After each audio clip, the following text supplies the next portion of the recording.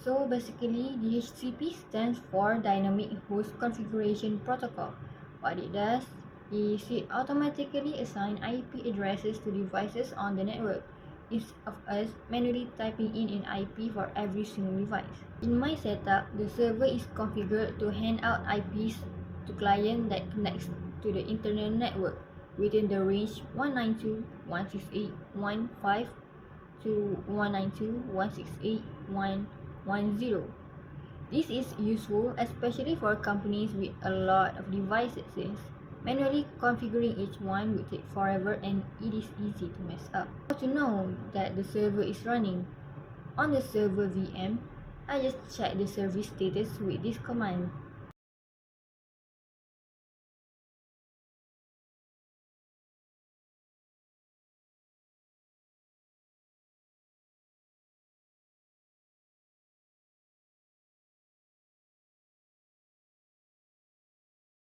It shows active running in green, and you can also see it's bound to the correct interface, which is in my case is ETH2. That is the internal network adapter connecting to the client. How the testing is being done at client? On the client side, I run this command to request an IP.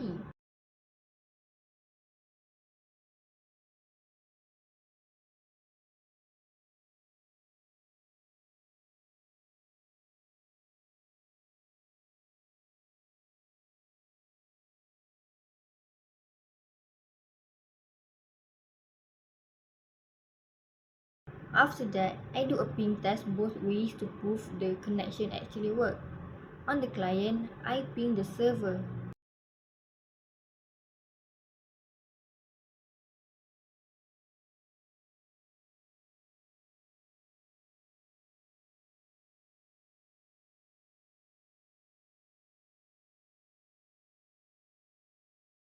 And now I will ping Google.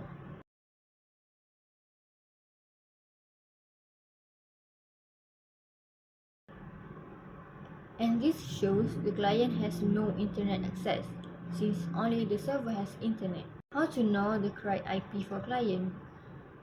To check it, I run this code.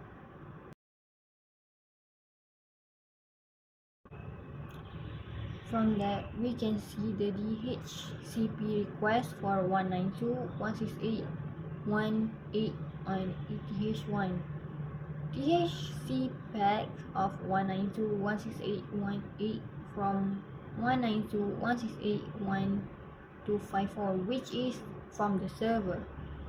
The client is bound to 192.168.1.8, which is the IP in the range that I set.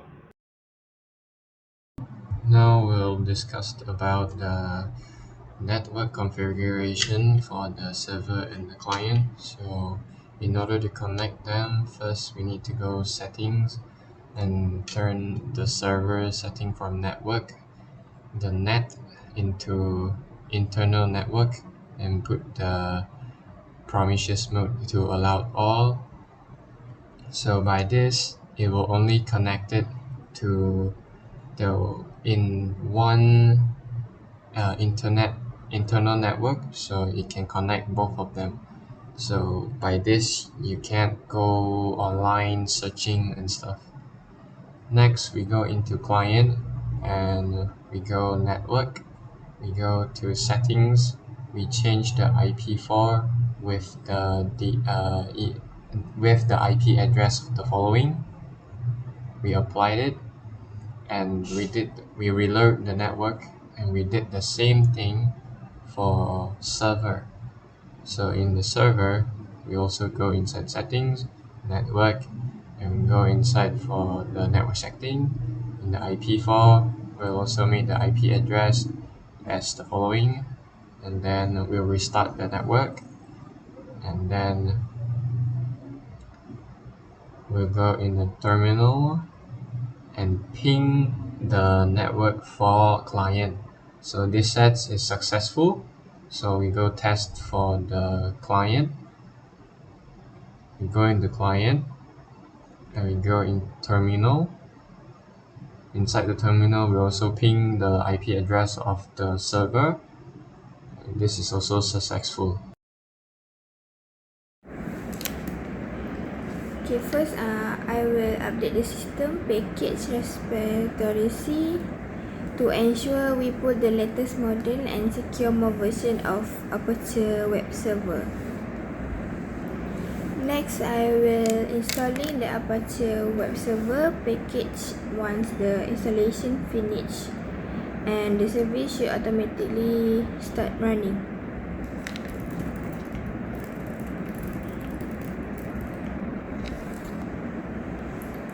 Now I will verify the Aperture service is active and running successfully using system CTL status.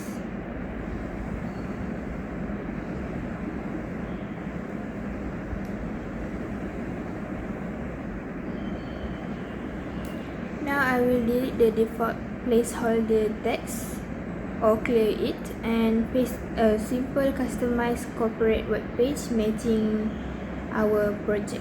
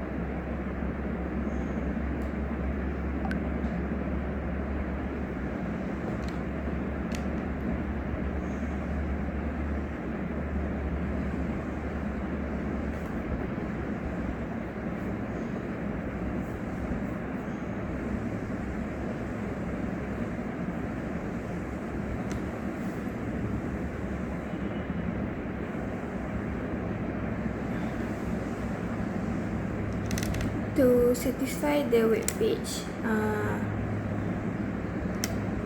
to satisfy the web page design rubric, I am modifying the default index.html file located in /var/www/html and / I create a simple HTML web page custom branded for this project company network.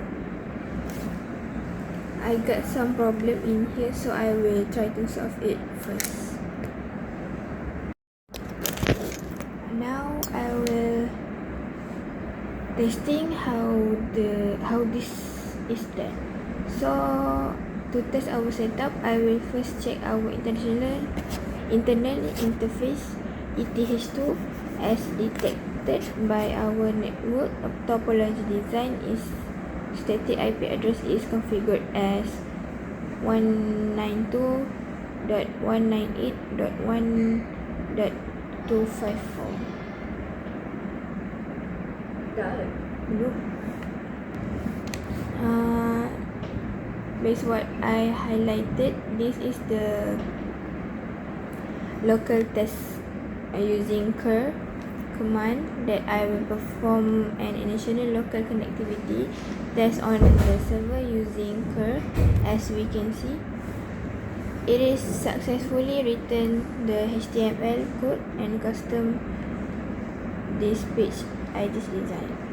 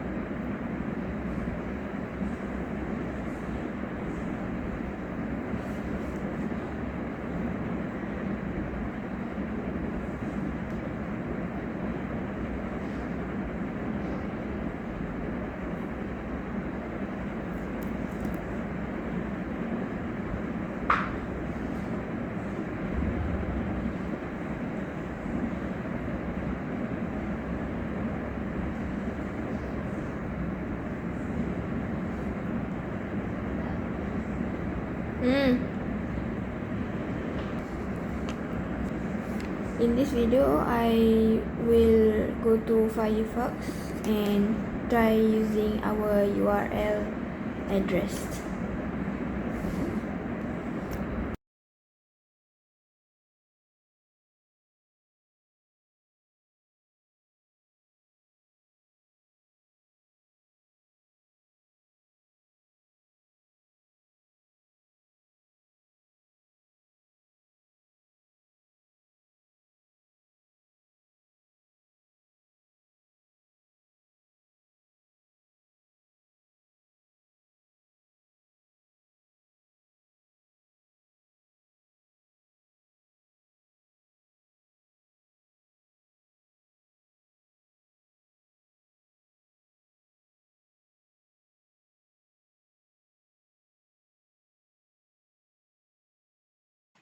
Good day to my lecture. My name is Schneider, and today I will be presenting my part, which is database configuration and server deployment. So this video will take a few extra times, which I will configure all the steps for this part. So let's go for this mini project. Today, I will demonstrate how we successfully deploy, secure, and validate our local version database server using MariaDB on Debian 11. So let's move on to the server terminal view, which currently you see here. I'm applying this sudo applying, and it asks me to enter the passwords, which I will enter my password here. And it says the incident will not be reported. So right now we access the roots to begin the setup. So we logged into our server instance context as the administrative root user. So this one initially the package system encounter and a chip log attempting to fetch updates from an office of CD-ROM mounts. To resolve this, I use the Nano editor to modify, which commenting how to local CD-ROM lines to prioritize our online internet repositories. Once the pathing was clean, now I am refreshed our repository cache and successfully deployed MariaDB server via the native apt manager. So this complex part we move on now, which is enter into this service status verification. So as you can see on the screen running systemctl status, MySQL shows that our database engine background service is actively running and marked green as active, which indicates it is currently running. So we also configure this background process daemon to automatically initialize whenever our Debian server reboots or not. Okay, as you can see here, what am I doing now? It's successfully run. So for this part,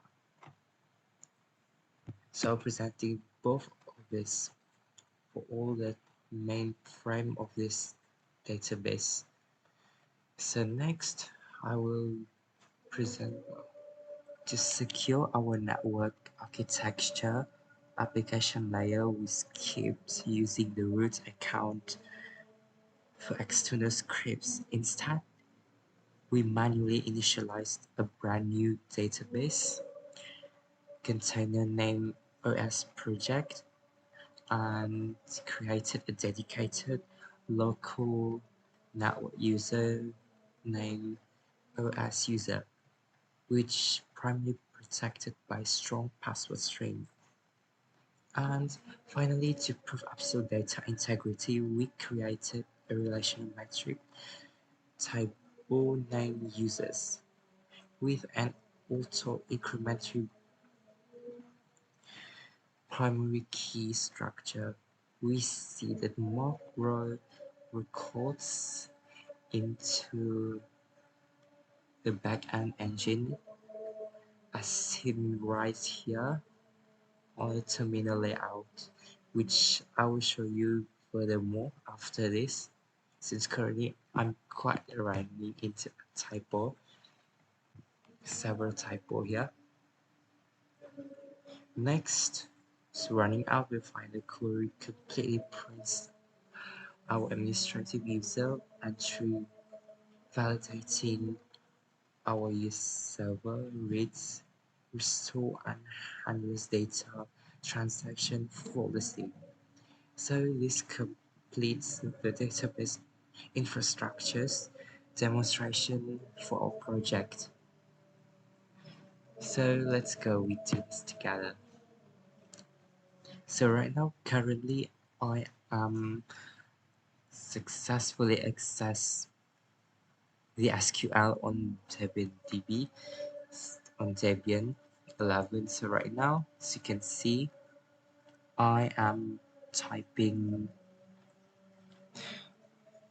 my SQL here to access the file here.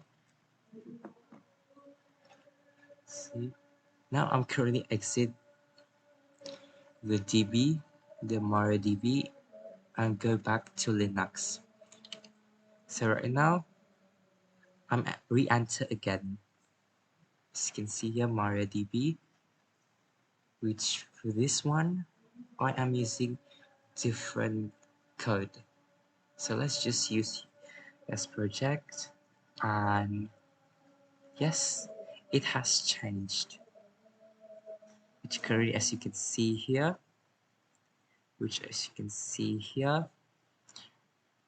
in this one, I changed the primary name to RS project, which successfully database has changed. Now, as for now, as you can see here,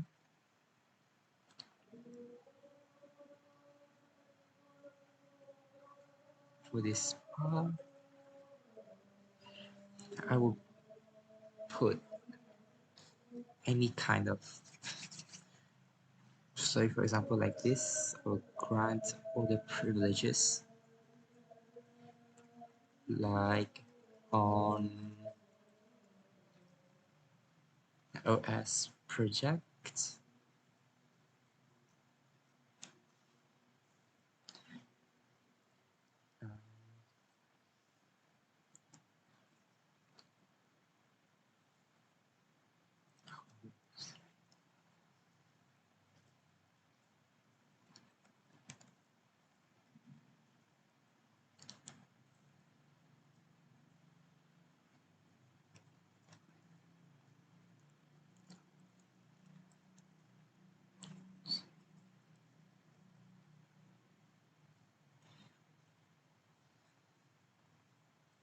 Okay, as you can see here, the query is okay, no rows are infected here, which is here, it's quite sensitive, case sensitive, which we should be careful for this. Okay, this one also worked. Let's put in the new one. How about like create a table for users.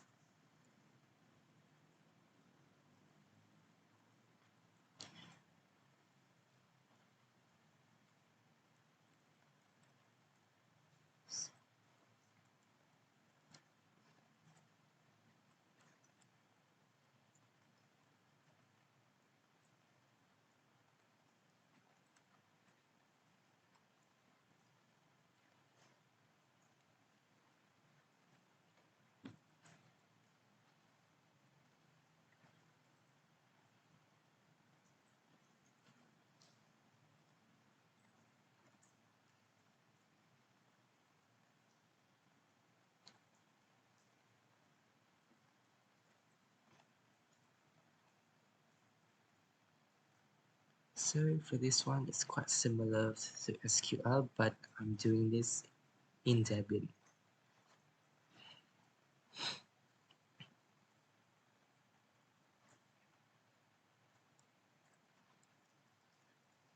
So all the codes, everything, the rules, structure, all similar.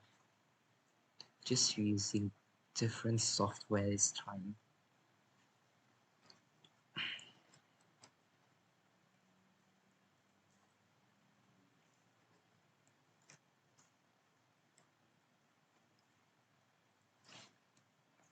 Okay.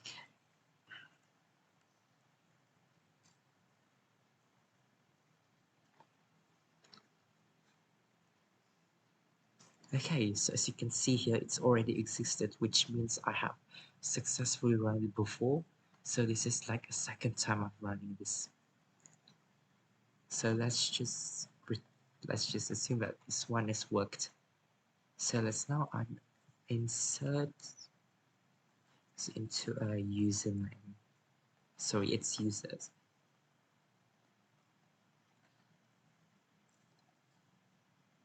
Just insert this.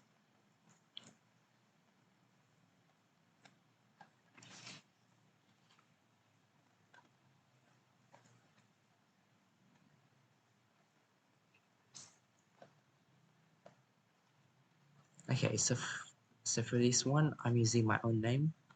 It actually could create any name. So for this case, I'm using my own name, and my role is database admin. So let's see how it creates. Simple.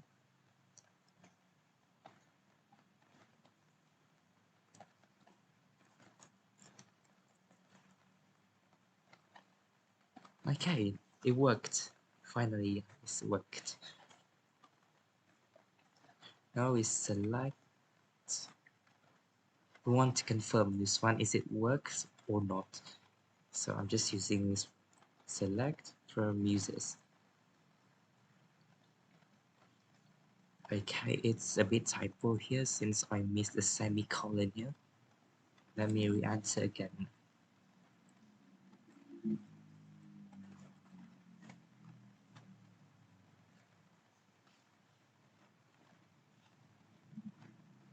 Okay, ask me to do it again. So let's just do this once again, but with semicolon this time.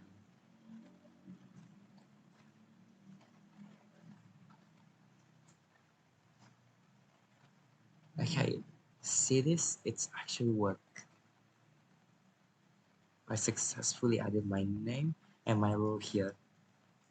Well, it's two because once again I've done this before, so it's like the second time.